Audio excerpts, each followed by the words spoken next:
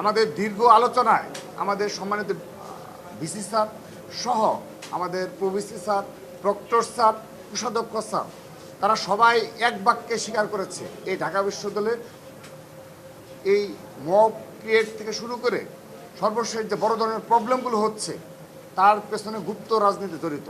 তারা এটি এক বাক্যে স্বীকার করেছে। শুধু তাই নয়, তারা এই গুপ্ত রাজনীতির সংজ্ঞাও নাকি নির্ধারণ করেছে। আমাদেরকে বিসি স্যার নিজে 5টি ক্রাইটেরিয়া বলেছেন, আমার তিনটি বলতে পেরেছেন, আর দুটো হয়তো তিনি ভুলে গেছেন। তো তার মধ্যে অন্যতম যে ধরনটা আসবে সেটি হলো, যেটি আমরা ইতিমধ্যে জানতে পারলাম আজকে মিটিংয়ের মাধ্যমে, যে ঢাকা বিশ্ববিদ্যালয়ে আর কখনো কেউ কোনো ছাত্র সংগঠন যে তাদের যে প্রাথমিক সদস্যপদ পূরণ করে যে সদস্য থাকে তাদের সবাইকে ওপেন করে দিতে হবে, যে আমার প্রাথমিক সদস্যপদ পূরণ করে এরা আমার সদস্য, আমার সংগঠনের, এটা ওপেন করতে হবে। তো এটি তারা আমাদেরকে জানিয়েছে, আমরা আশ্বস্ত হয়েছি, আমরা বিশ্বাস রাখছি যে তারা এখান থেকে পিছপা হবে না। যদিও আমাদের মাঝে মধ্যে সন্দেহ উদ্বেগ হয়, আজকের মিটিংয়েও আমরা যেটা লক্ষ্য করেছি যে তারা গুপ্ত রাজনীতির কথা বলতে অনীহা, এবং তারা এটা তাদের মাঝে একটা ভীতি কাজ করে। তো এটি নিয়েও খোলামেলা আলোচনা হয়েছে। তারা আমাদের আশ্বস্ত করেছে এই গুপ্ত রাজনীতি একটা বার রেখে তারা আগামীতে এই রূপরেখা প্রণয়ন করবে। তো সেজন্য আমরা আশ্বস্ত হয়েছি। আর দ্বিতীয়ত, আমরা ডাকসু বিষয়ে স্পষ্টভাবে জানিয়েছি ছাত্রদল ডাকসু অবশ্যই অংশগ্রহণ করবে, কিন্তু আমাদের যে দাবি ছিল এবং ছাত্র সমাজের যে দাবি, এবং বিশেষ করে 5 আগস্টের গণ অভ্যুত্থান পরবর্তী যে প্রধান দাবি ছিল যে ছাত্র লীগের সন্ত্রাসীদের চিহ্নিতপূর্বক বিচারের আওতায় নিয়ে আসা। তো তারাও এটি তাদের যে গাফলতি রয়েছে স্যাররা এটি স্বীকার করেছে এবং বলেছে যে ইতিমধ্যে শাহবাগ থানায় যে মামলা করা হয়েছে সেখানে আরও কীভাবে ইনক্লুড করা যায় সে বিষয়ে তারা কাজ করছে। যদিও ডাকসু প্রক্রিয়া শুরু হয়ে গিয়েছে, কিন্তু তারা কাজ করছে। তো এটি তারা বলেছে যে এটি তাদের গাফলতি রয়েছে।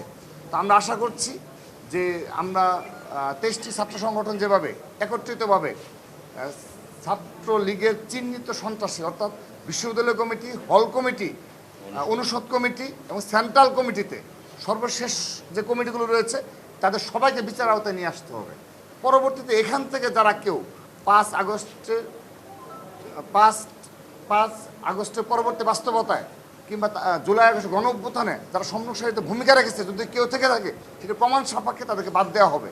আর যদি কোনো সংগঠনের মাঝে গুপ্ত থেকে থাকে তাদেরকে বিচার আওতায় নিয়ে আসতে হবে। তো তারা আশ্বস্ত করেছে এই কমিটিগুলো সবগুলি তারা জমা দেবে।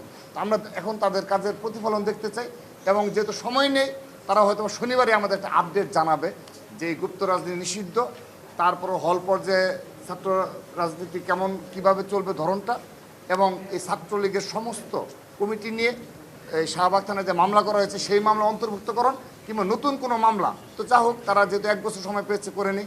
এখন যেহেতু আমরা এই বিষয়ে সোচ্চার রয়েছি, আশা করছি যে শনিবারের মধ্যেই তারা এই বিষয়ে আমাদের একটা দৃশ্যমানগতভাবে কিছু পদক্ষেপ গ্রহণ করবে। ঢাকা বিশ্ববিদ্যালয়ের শিক্ষার্থী সংসদ গ্রুপ, যেখানে আমাদের দুটো ফেসবুক গ্রুপ রয়েছে যেগুলো জুলাই আগস্টে গণ অভ্যুত্থানে গুরুত্বপূর্ণ ভূমিকা পালন করেছে, আমরা সবাই এখানে সম্পৃক্ত ছিলাম।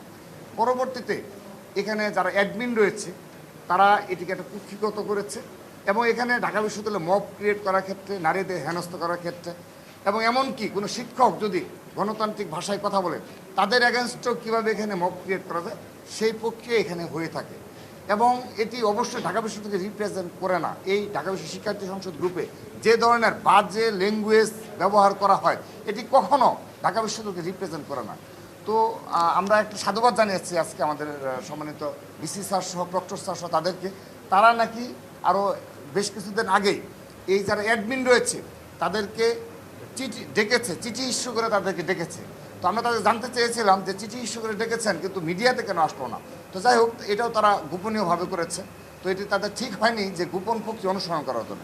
তো আজকে জানাচ্ছি তারা আমাদের অবহিত করেছে যে ঢাকা বিশ্ববিদ্যালয় শিক্ষার্থী সংসদ গ্রুপের যারা অ্যাডমিন রয়েছে তারা যাদের বিরুদ্ধে অনবরত অভিযোগ রয়েছে, এবং সেই অভিযোগের সত্যতা ভিসি স্যার স্বয়ং নিজে পেয়েছেন। তিনি গোয়েন্দা সংস্থার কাছ থেকে স্ক্রিনশট নিয়েছেন।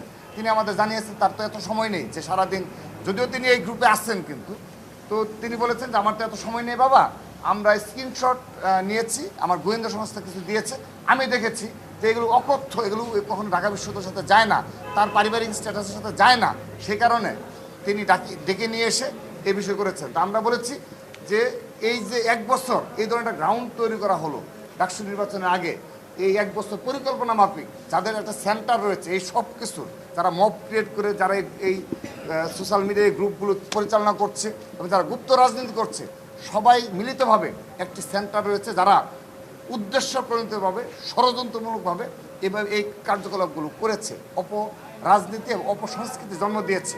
তো সে কারণে এই দুটি গ্রুপের বিষয়ে তারা আইনানুগ ব্যবস্থা নেবে আমাদের আশ্বস্ত করেছে। ডক্টর স্যার বলেছে তিনি নাকি একটা জিডিও করেছেন, তো আমরা এটা সত্যতা নিরূপণ করতে পারবো না, আপনার তার কাছে জানতে চাইতে পারেন।